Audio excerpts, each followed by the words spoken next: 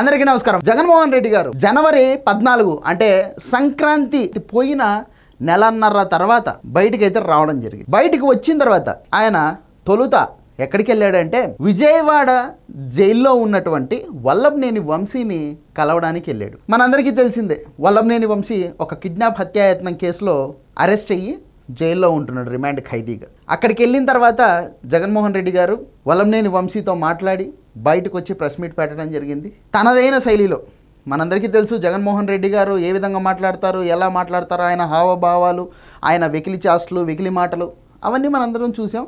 Same యాస్టిస్, ఎక్కడ కూడా ఏమాత్రం కూడా మన అంచనాలు మిస్ అవ్వకుండా మనం ఏమైతే ఎక్స్పెక్ట్ చేస్తామో జగన్మోహన్ రెడ్డి దగ్గర నుంచి అవన్నీ సమపాలల్లో ఉంచుకుంటూ ఒక ప్రెస్ మీట్ పెట్టడం జరిగింది. మొత్తానికి ఆ ప్రెస్ మీట్ని అట్టర్ ఫ్లాప్ కూడా చేసుకోవడం జరిగింది.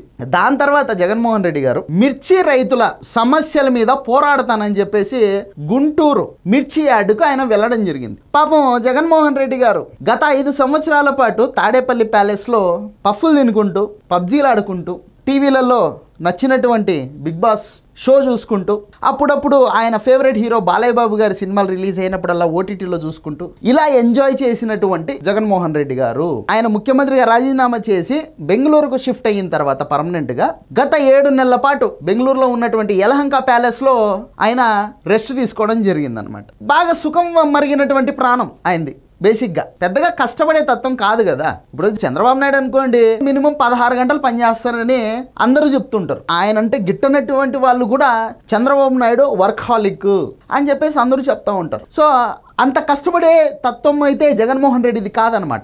ఆ గతంలో చేసినటువంటి ఆ పాదయాత్ర కూడా దిక్కుమాలింది, వారంలో 3 రోజులే చేశారని చెప్పేసి అందరూ చెప్తూ ఉంటారు. సో బేసిక్గా బద్దకిస్ట్ అయినటువంటి, బేసిక్గా పనికి దొంగ అయినటువంటి, బేసిక్గా ఒళ్ళు బద్దకిస్ట్ అయినటువంటి మన జగన్మోహన్ రెడ్డి గారు చాలా సంవత్సరాల తర్వాత ప్రజాక్షేత్రంలోకి రావడంతో పాపం ఆ వాతావరణం కానీ లేదంటే ఆ ప్రజల యొక్క తాకిడి కానీ, వాళ్ళందరినీ డబ్బులు ఇచ్చి పిలుచుకొచ్చారని చెప్పేసి ఆ గుంటూరు జిల్లాలో ఆ రోజు ఆ గుంటూరులో జరిగినటువంటి ఆ బల ప్రదర్శనలకు వచ్చిన వాళ్ళంతా చెప్పుకుంటున్నారు, మాట్లాడుకుంటున్నారు. అదంతా మనం మాట్లాడకూడదు ఇక్కడ.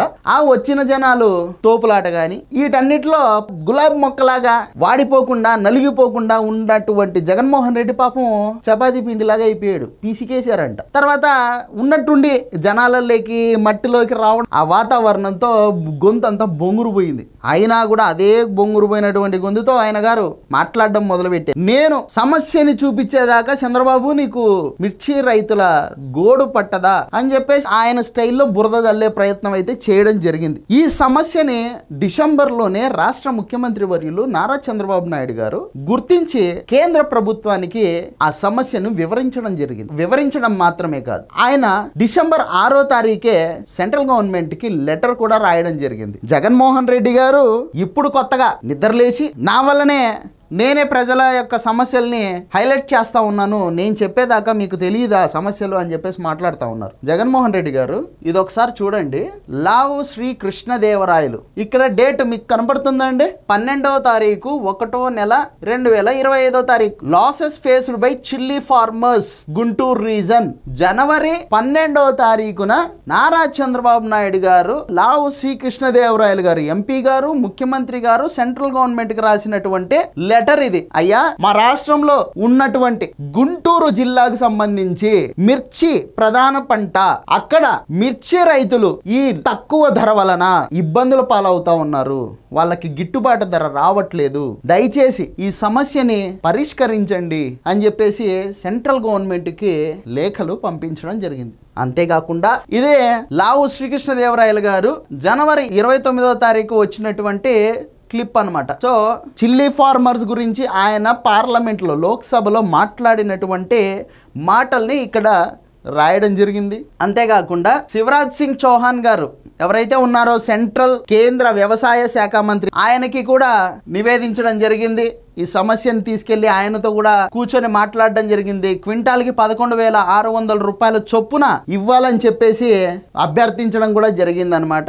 అలాగే మిరప ధరలపై, మిర్చి రేట్లపై ఎప్పటికప్పుడు సీఎం చంద్రబాబు నాయుడు గారు సమీక్షలు జరుపుతా ఉన్నారు. రైతులకు ఏ విధంగా న్యాయం చేయాలనే దానిపై ఆయన మాట్లాడుతూ ఉన్నారు, చూస్తూ ఉన్నారు. ఇదనమాట. సో ప్రభుత్వంలో ఉన్నటువంటి వాళ్ళు చంద్రబాబు నాయుడు గారు, అలాగే లోక్సభ సభ్యులు మిర్చి రైతుల యొక్క సమస్యని పరిష్కరించడం కోసం ఇంతగా కష్టపడతా ఉంటే ఇప్పుడు నిద్ర మేలుకొని అదేదో అత్త సచ్చిన 6 నెలలకు ఏడ్చిందంట వెనకటికి ఒక కోడలు నీలాగే జగన్మోహన్ రెడ్డి గారు. ప్రభుత్వం ఆల్రెడీ ఆ సమస్య మీద ఏ విధంగా రైతులకు న్యాయం చేయాలి, వాళ్లకు గిట్టుబాటు ధర ఏ విధంగా కల్పించాలి, కేంద్రం నుంచి సహాయం ఏ విధంగా తీసుకోవాలి, ఇటువంటి అన్నిటి మీద వాళ్ళు పనిచేస్తా ఉంటే ఇప్పుడు తగుదునమ్మా అని చెప్పేసి ఏ పని లేకపోయినా ఏదో ఒక పని పెట్టుకొని స్టేట్లోకి వచ్చి గలాబా చేసి గలాటాలు చేసి ఏ నిరూపిద్దామని. సరే ఇప్పుడు వచ్చి బల ప్రదర్శన చేసావు, ఎల్లుండి ఏమన్నా కానీ జనరల్ ఎలక్షన్స్ వస్తాయా? నువ్వు ఇప్పుడు వచ్చి గలాటాలు చేస్తానంటే ఎల్లుండి నీకు ఓట్లు వేసేసి సీఎం చేస్తారా? ఇంకో 30 ఏళ్ళ వరకు కూడా నువ్వు సీఎం అవ్వు. ఇది నిజం, రాసుకొని పెట్టుకో. మళ్ళీ ఇంకా నువ్వు ఎక్కువ ఆశలు పెట్టుకోవాకు. వెనకటికి